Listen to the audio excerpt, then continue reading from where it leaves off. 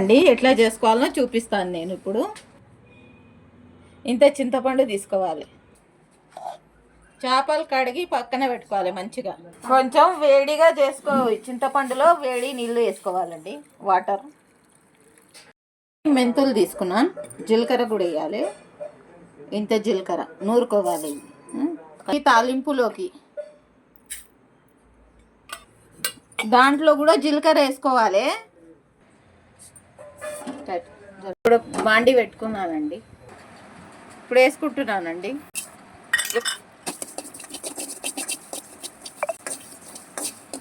ఇప్పుడు పల్లీలు వేసుకోవాలి, ఇది కూడా ఫ్రై చేసుకోవాలి. నువ్వులు వేసుకుంటున్నానండి, అది మీద పడుతుందండి, కొంచెం దూరం కొబ్బరి పౌడర్ వేసుకోవాలి, కొంచెం వేసుకోవాలి. పచ్చిగా ఉంటుంది కదా, పచ్చి వాసన వస్తుంది.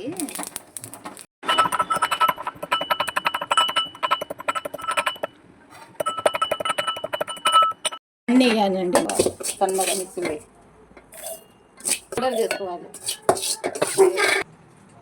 కారం ఇంట్లోనే వేసుకోవాలండి.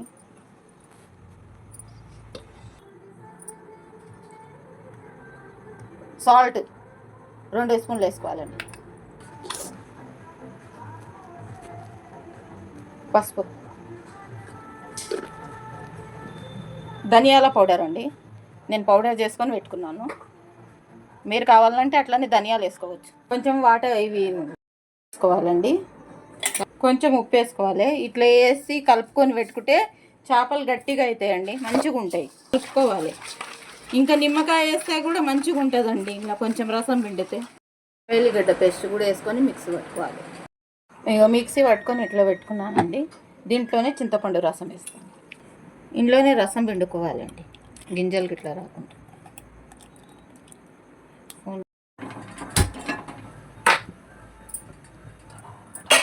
ఇప్పుడు ఆయిల్ వేసుకోవాలండి, జీలకర్ర మెంతులు వేసుకోవాలండి.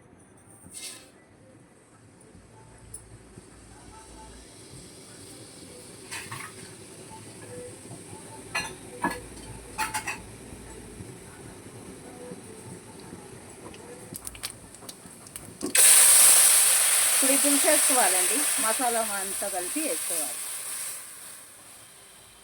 ఇంకా కొంచెం వాటర్ వేసుకున్నానండి, అట్లానే ఉండే మసాలా ఇలా.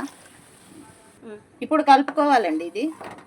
ఇది మంచిగా ఉడికినాక చేపలు వేసుకోవాలి. చేపల ముక్కలు వేసుకోవాలండి పులుసులో.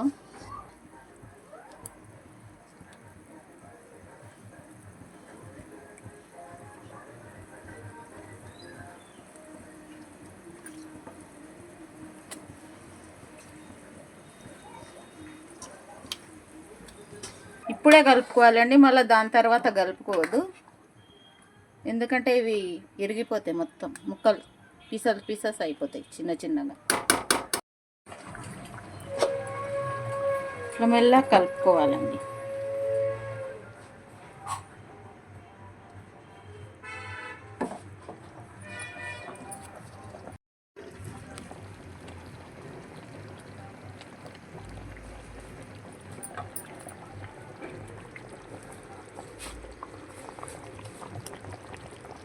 మెంతులు జీలకర్ర వేసుకోవాలండి ఇప్పుడు దించేటప్పుడు, దంచుకున్నాయి.